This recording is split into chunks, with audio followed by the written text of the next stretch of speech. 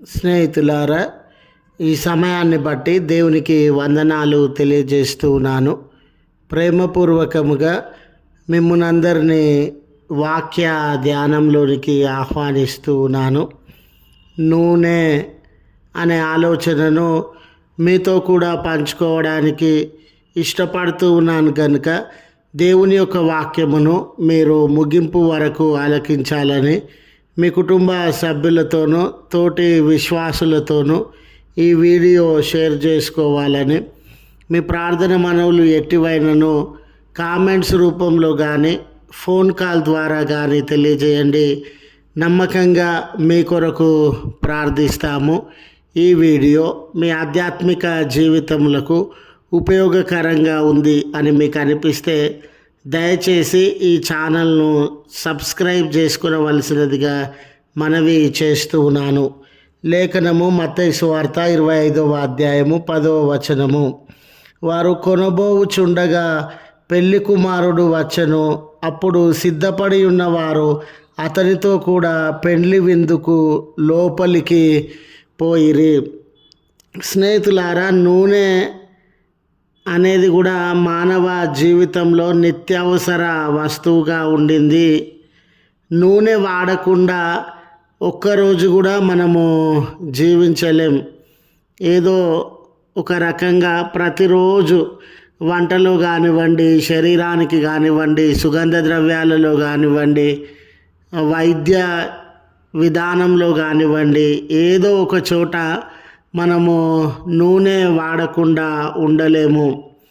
చూడండి, నూనెలో మనం ఆహార పదార్థంగా నూనెను తీసుకుంటాం కదండి. వంటలలో నూనెలో మనకు ఉపయోగపడేటటువంటి ఎనర్జీ ఉంటుంది, ఫ్యాటీ యాసిడ్స్ ఉంటాయి. మరి నూనె ఫుడ్ క్వాలిటీని పెంచేటటువంటిదిగా ఉంది. నూనె ఆహార పదార్థాలను నిల్వ చేయడంలో ప్రముఖమైన పాత్ర పోషించేటటువంటిదిగా ఉంది. నూనె అనేది స్కిన్నుని రిపేర్ చేస్తూ ఉంది. చూడండి స్నేహితులారా, ఇటువంటి తరుణంలో నూనె మన అనుదిన జీవితాలలో ఏదో ఒక చోట ఎన్నో రకాలుగా ఉపయోగపడుతున్నటువంటి వస్తువు. అంతేకాదు, పూర్వకాలంలో ఎలక్ట్రిసిటీ లేని దినాలలో నూనెను మరి దీపాలు వెలిగించి వెలుగు పొందడానికి కూడా ఉపయోగించేటటువంటి వారు. నేటి దినాలలో కూడా సుగంధ ద్రవ్యాలలో నూనెను విరివిగా వాడుతున్నటువంటి సందర్భము. ఇలాంటి తరుణంలో చదవబడిన లేఖన భాగము బుద్ధిగల కన్యకలు, బుద్ధి లేని కన్యకలు అనే ఈ భాగానికి చెందినటువంటిది. బుద్ధిగల కన్యకలు తమతో కూడా నూనె తెచ్చుకొనబడినారు, తీసుకొని వచ్చి ఉన్నారు కనుక పెళ్లి కుమారుడు రాగానే వారు పెళ్లి కుమారుణ్ణి ఎదుర్కొని విందులోనికి ప్రవేశించినటువంటి వారుగా ఉండినారు. ఈ నూనె తీసుకొని రానటువంటి బుద్ధి లేని కన్యకలు, అంటే సరిపోయినంత నూనె వారు తీసుకొని రాలేదండి. పెళ్లి కుమారుడు వచ్చే సమయానికి వారి దివిటీలు ఆరిపోతూ ఉన్నటువంటి సందర్భము. మరలా నూనె కొనడానికి వారు వెళ్ళి కొని పెళ్లి కుమారుడి యొద్దకు వచ్చేసరికి ఆయన విందులోనికి వెళ్ళి తలుపు వేసుకున్నటువంటి వాడుగా ఉన్నాడు.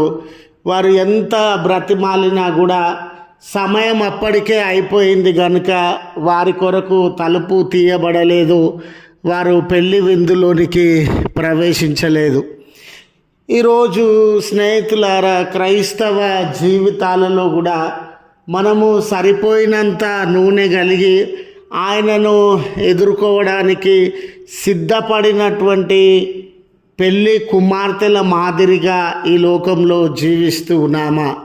అసలు నూనె అంటే ఏమిటి?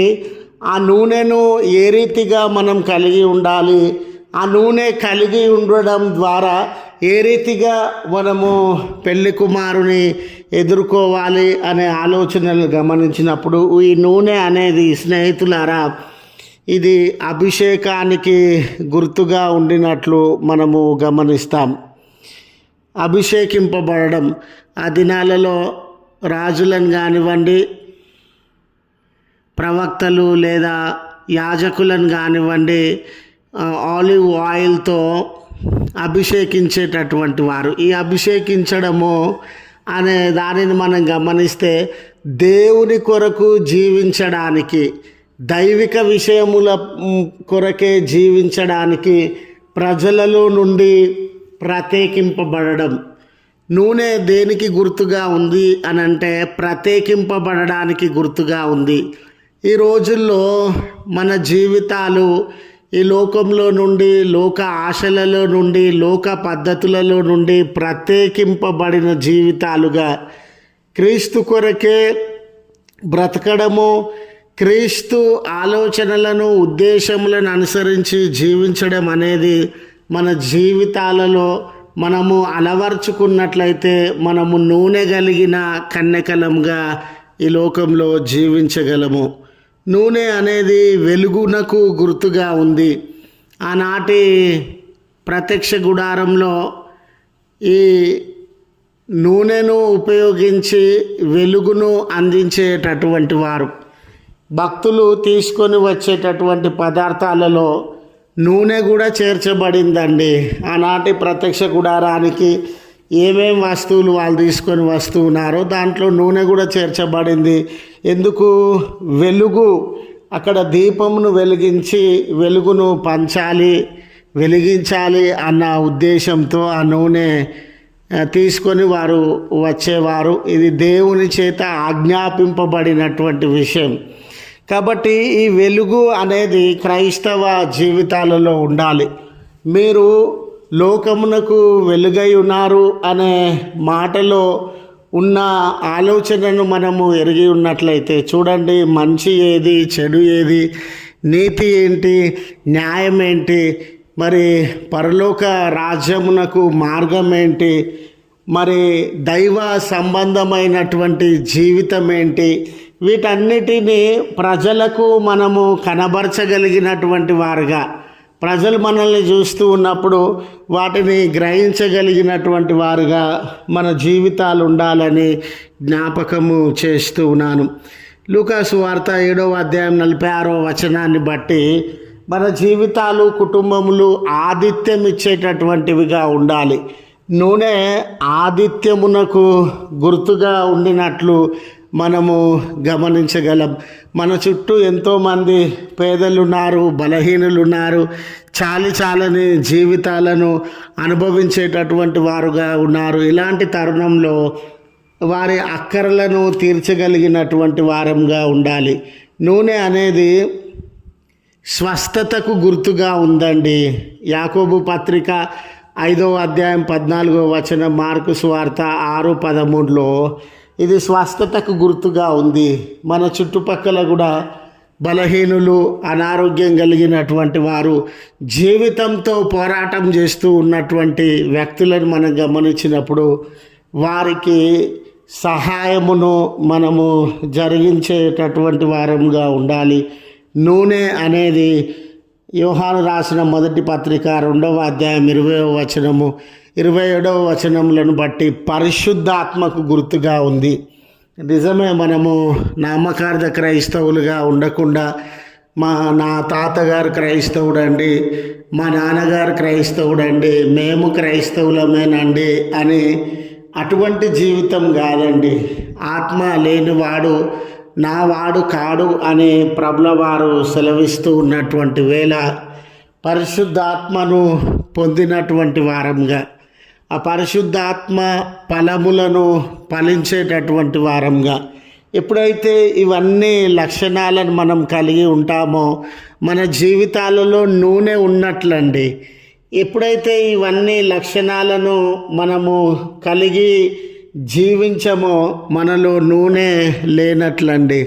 నూనె ఉన్నటువంటి కన్యకలను ఆయన అంగీకరించేటటువంటి ప్రభువుగా, నూనె లేనటువంటి కన్యకలు తిరస్కరింపబడినటువంటి వారుగా ఉన్నారు. కనుక ఈరోజు ఈ లక్షణాలు అన్నీ కలిగి ఉండి నూనె గల కన్యకలుగా మనం జీవిస్తూ ఉన్నామా, నూనె లేనటువంటి కన్యకలుగా మనం జీవిస్తూ ఉన్నామా అనే ఆలోచన మీ ముందు ఉంచుచు ఈ మాటలను ముగిస్తూ ఉన్నాను.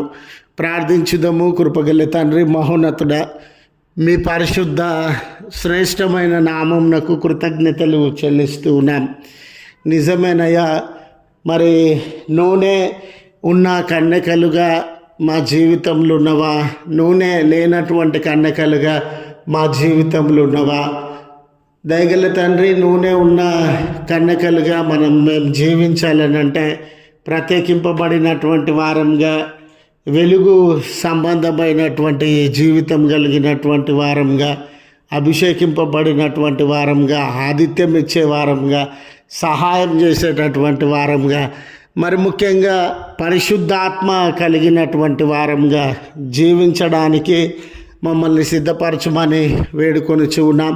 ఈ ప్రార్థనలో ఏకీభవించుచున్న వ్యక్తులను, కుటుంబములను మీ కృపలో జ్ఞాపకం చేసుకొని మీ దీవెన కుమ్మరించమని క్రీస్తు పేరట వేడుకొనిచూ ఉన్నాం తండ్రి. ఆమెన్.